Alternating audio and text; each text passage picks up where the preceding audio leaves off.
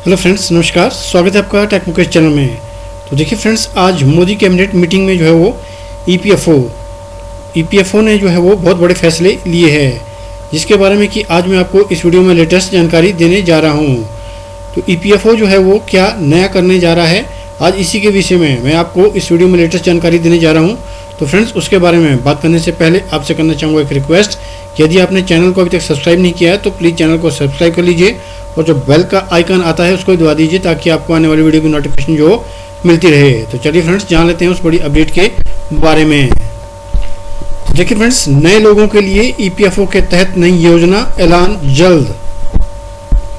कर्मचारी भविष्य निधि संगठन में सरकार अलग से फंड बना सकती है। सरकार यह कदम अलग से कर्मचारियों के निवेश और स्कीम में जोड़ने के लिए कर रही है। अपनी इच्छा से आप इसमें जुड़ सकते हैं। जल्द ही सरकार इस फंड के लॉन्च की जानकारी साझा करेगी। अलग से फंड बनाकर सरकार नए लोगों को जोड़ेगी। इसमें कैसे लाभ मिलेगा, क्या यह योजना होगी, इस पर अब तक आधिकारिक तौर पर कोई जानकारी नहीं दी गई है।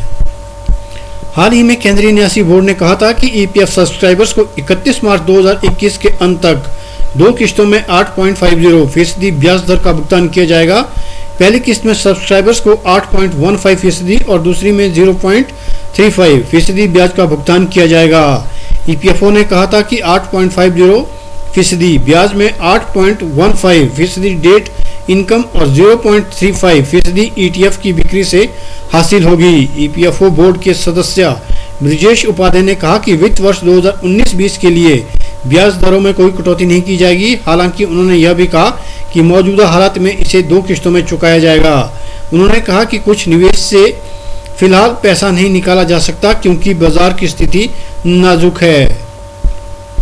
नौकरी पेशा ही नहीं, बाकी लोग भी लगा सकेंगे ईपीएफओ में पैसा। पीएफ जैसा नया फंड बनाने की चल रही है तैयारी। जल्द ही सरकार कर्मचारी भविष्य निधि संगठन यानी ईपीएफओ के तहत अलग से एक फंड बना सकती है। यह उन लोगों के लिए होगा जो अपनी मर्जी से इस स्कीम में हिस्सा लेंगे।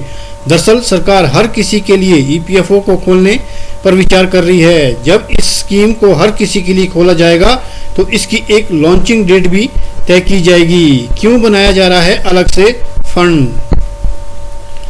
अलग से फंड इसलिए बनाया जा रहा है ताकि हर कोई ईपीएफओ के तहत निवेश करके अच्छे रिटर्न का फायदा ले सके। इसे मौजूदा स्कीम के तहत इसलिए नहीं शुरू किया जा रहा है ताकि नए लोगों को 6 करोड़ से अधिक ईपीएफओ सब्सक्राइबर्स की सालों की मेहनत का फायदा न मिले, जिनका अभी का कॉपर्स करीब 10 लाख करोड़ रुपए का है। जिन लोगों ने सालों से निवेश किया है उसका फायदा भी उन्हें ही मिलना चाहिए। ईपीएफओ ने इस साल 8.50% का रिटर्न दिया है, जो स्मॉल सेविंग स्कीम के तहत मिलने वाले 7% ब्याज से काफी अधिक है। एक वरिष्ठ सरकारी अधिकारी ने बताया कि श्रम मंत्रालय के अंदर इस बात पर चर्चा हो रही है कि जब ईपीएफओ स्कीम हर किसी के लिए खोली जाएगी तो नए इंडिविजुअल्स के लिए अलग से एक कॉर्पस बनाया जाएगा। उन्होंने कहा कि नए इंडिविजुअल्स को सालों से निवेश कर रहे लोगों के फायदे नहीं दिए जा सकते हैं। अभी ईपीएफओ की प्रोविडेंट फंड स्कीम सिर्फ कंपनियों, फैक्ट्रियों आदि के लिए है, जहां पर नियोक्ता कर्मचारी की व्यवस्था है। चार्टर्ड अकाउंटेंट, डॉक्टर और वकील जैसे प्रोफेशनल को सेल्फ एम्प्लॉयड है, उन्हें प्रोविडेंट फंड स्कीम का फायदा नहीं मिलता है। हालांकि अब ऐसी ही एक स्कीम हर किसी के लिए उपलब्ध होगी, जो काफी हद तक नेशनल पेंशन स्कीम से मिलती जुलती होगी। मौजूदा एक्ट में होगा संशोधन। एक अधिकारी ने बताया कि जो इंडिविजुअल्स ईपीएफओ की नई स्कीम को सब्सक्राइब करेंगे उन्हें इस नए फंड से हुई कमाई के आधार पर रिटर्न मिलेगा। साथ ही इन लोगों के लिए पैसे निकालने के नियम और शर्तें भी अलग होगी। इसके लिए employ provident fund and miscellaneous provisions act में संशोधन की जरूरत होगी, जिसके तहत 24% योगदान यानी नियोक्ता और कर्मचारी की तरफ से 12% योगदान किया जाता है। अगली बड़ी अपडेट देखिए, खुशखबरी ईपीएफओ खाता धारकों के लिए बड़ी सौगात। जॉब छोड़ने के बाद अब पुरानी कंपनी में नहीं करनी पड़ेगी मिन्नत। अगर हाल फिलहाल में आपने पुरानी नौकरी छोड़कर नई नौकरी ज्वाइन की है लेकिन आपकी पुरानी कंपनी आपके पीएफ खाते की जानकारी अपडेट नहीं कर पा रही है तो ये खबर आपके लिए है। ईपीएफओ ने अब ये जानकारी अपडेट करने का अधिकार खाता धारक को ही दे दिया है। कर्मचारी भविष्य निधि संगठन ईपीएफओ ने खाताधारकों की बड़ी परेशानी खत्म कर दी है। अब खाताधारक नौकरी बदलने पर खुद ही डेट ऑफ एग्जिट को ऑनलाइन अपडेट कर सकेंगे। पहले जानकारी अपडेट करने का अधिकार कंपनी के पास होता था और इससे खाताधारकों को पीएफ खाता अपडेट कराने के लिए परेशान होना पड़ता था।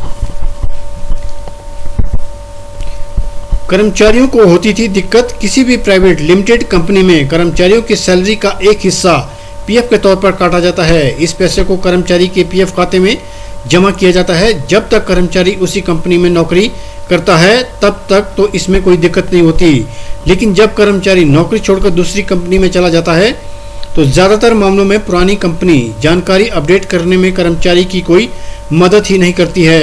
कर्मचारियों की इस परेशानी को अब मोदी सरकार ने हल कर दिया है। डेट ऑफ एग्जिट को अपडेट करने का अधिकार अब खाता धारक को ही दे दिया गया है। देखिए, डेट ऑफ एग्जिट करने से आपको क्या फ़ायदा होगा। ईपीएफओ के मुताबिक अगर डेट ऑफ एग्जिट अपडेट नहीं है तो आप अपनी ईपीएफ खाते से पैसा नहीं निकाल सकते हैं और ना ही खाते को पिछली कंपनी से नए में ट्रांसफ़र कर सकते हैं। लेकिन अब ईपीएफओ ने डेट ऑफ एग्जिट अपडेट करने का अधिकार कर्मचारियों को दे दिया है। इससे कर्मचारियों को काफ़ी बड़ी परेशानी जो है वो ख़त्म हो जाएगी। तो देखिए फ्रेंड्स, ईपीएफओ जो है वो 2021 में नई स्कीम जो है वो ला रहा है, जिसके तहत कि ईपीएफओ की तरह ही एक नया फंड जो है वो बनाने की योजना चल रही है। इस योजना के तहत ना ईपीएफओ के सब्सक्राइबर्स बल्कि दूसरे भी जो है वो ईपीएफओ में अपना पैसा जो है वो इन्वेस्ट कर पाएंगे। और इससे जो है वो, क्योंकि ईपीएफओ में जो है सबसे ज़्यादा इंटरेस्ट दिया जाता है, तो आप भी जो है इसमें अपना पैसा इन्वेस्ट करके जो है वो ज़्यादा इंटरेस्ट जो है वो ले सकते हैं। तो आपको इसके बारे में क्या कहना है आप ज़रूर कमेंट कीजिएगा। मुझे उम्मीद है कि आपको ये जानकारी, ये वीडियो पसंद आई होगी। अगर आपको ये जानकारी, ये वीडियो पसंद आई है तो प्लीज़ इसे लाइक और शेयर करना मत भूलिएगा। Thanks for watching this video. Thank you very much.